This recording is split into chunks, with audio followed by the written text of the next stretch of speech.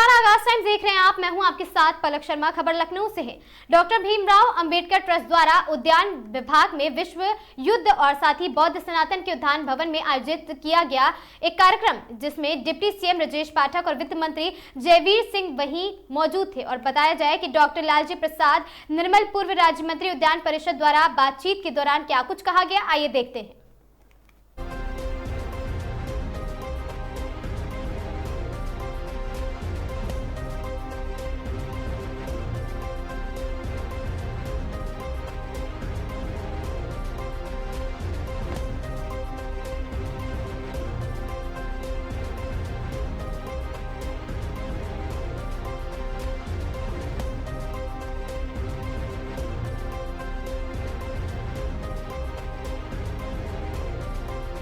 नमस्कार, आप देख रहे हैं आगाज टाइम। बात करेंगे आज सतर्की को लेकर। इस तरीके से आज लखनऊ उद्यान विभाग में एक कार्यक्रम होता है। डॉक्टर भीमराव अंबेडकर महासभा ट्रस्ट द्वारा विश्व युद्ध और बुद्ध को लेकर जो है एक सेमिनार का आयोजन होता है। सेमिनार के आयोजन के में रहते हैं डिप्टी सीएम ब्रजेश पाठक द्वारा जो है सम्मानित हुआ है। और जो वही बात की जाए तो मंत्री जयवीर सिंह जी जो हैंगे उत्तरी संकत्रित हैं। और बात की जाए तो डॉक्टर लालजी प्रसाद निर्मल जी जो कि उद्यान के मंत्री हैं। अंदरवाल कार्यक्रम का आयोजन होता है। काम कैमरामैन सहयोगी से कहेंगे, आइए दिखाते हैं क्या कहेंगे। अंदरवाल चलते हैं, अंदरवाल का नज़ारा दिखाएंगे। देखिए विजुअल के माध्यम से भीमराव अम्बेडकर महासभा ट्रस्ट का ये विश्व युद्ध और बुद्ध की प्रक्रिया जो है, ये जो युद्ध चल रहा है उसको लेकर जो है रूस और ईरान का और भारत को जिस तरीके से जो है ध्यान देते हैं। हम आपको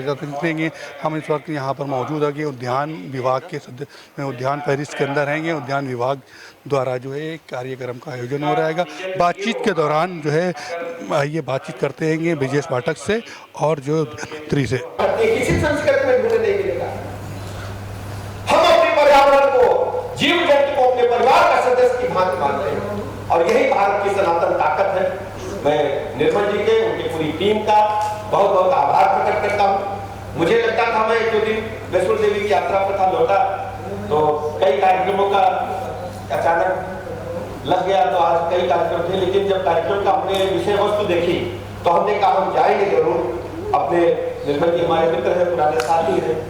गरीबों के लिए, पीड़ितों के लिए, वंचितों के लिए संघर्ष करने का जो इन्होंने बिगड़ा उठाया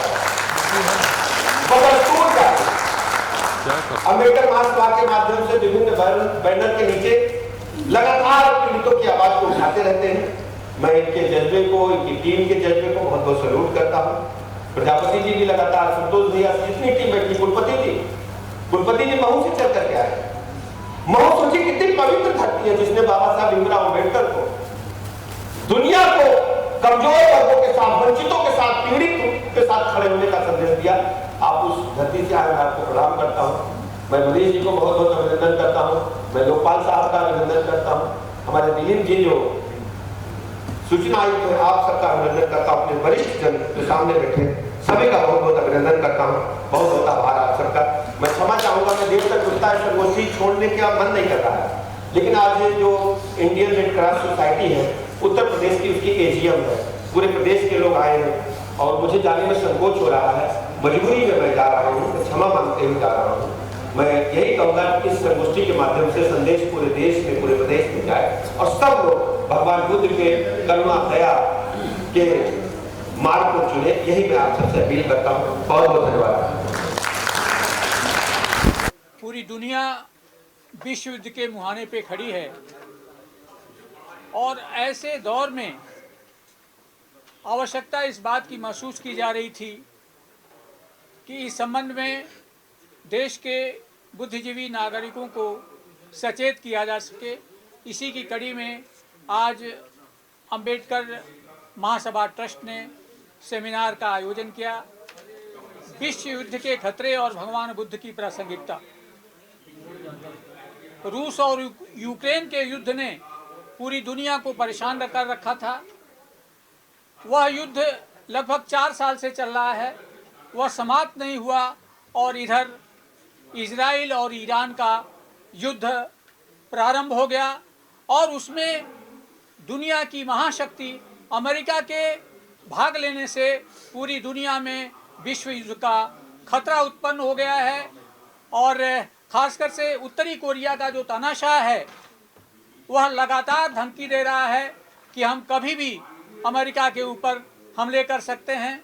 उधर रूस भी यूक्रेन को परमाणु धमकी दे रहा है और अमेरिका भी इस प्रकार की धमकी दे रहा है। और अगर परमाणु युद्ध छिड़ा तो दुनिया की आधी आबादी का विनाश हो जाएगा, धरती बंजर हो जाएगी, पशु पक्षी और मानव जीवन की हानि होगी।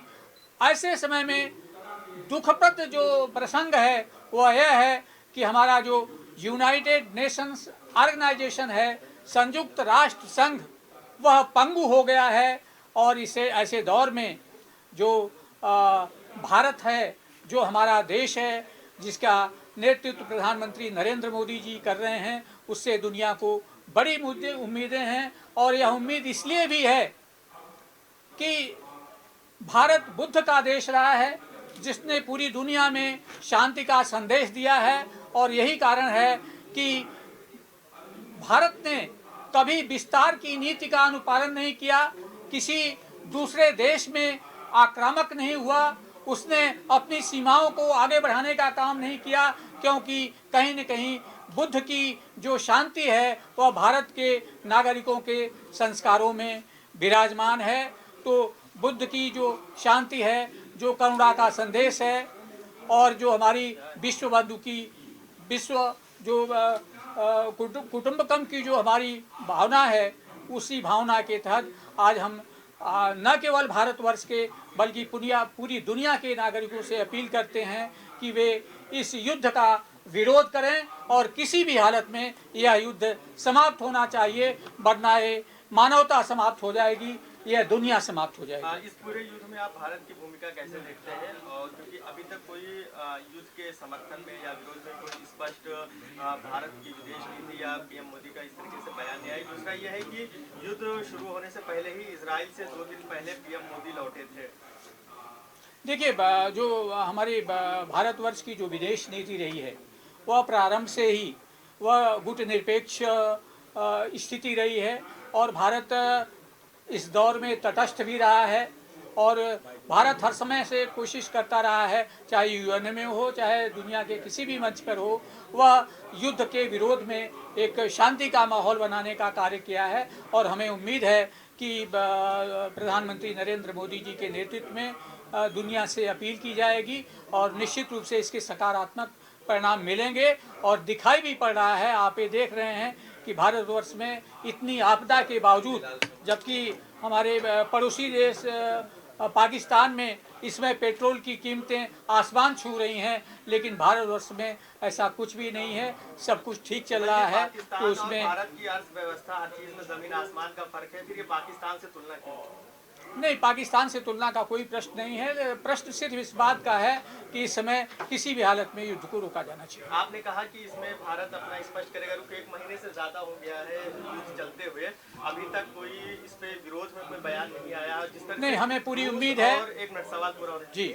जिस तरीके से रूस और ईरान से भारत के रिश्ते रहे हैं, उसको भी लेकर स्पष्टीकरण नहीं आ रहा है कि क्या रुख है ईरान को लेकर, क्योंकि कहा जा रहा है, ये इतिहास है कि सैकड़ों साल से भारत और ईरान की मित्रता रही है। देखिए, दुनिया से हमारे रिश्ते हैं और पूरी दुनिया ने नरेंद्र मोदी जी का स्वागत किया है, अभिनंदन किया है। और ईरान भी हमारा पड़ोसी मुल्क रहा है, अमेरिका से भी हमारे रिश्ते हैं, अच्छे हैं, रूस से शुरू से हमारे रिश्ते अच्छे रहे हैं। ऐसे देश में केवल भारत ही एक ऐसा नेतृत्व है जो इस दुनिया के युद्ध को हस्तक्षेप करके रोक सकता है। बहुत बहुत धन्यवाद। इस सभा के माध्यम से भगवान बुद्ध का जो संदेश है, प्रेम, करुणा, दया,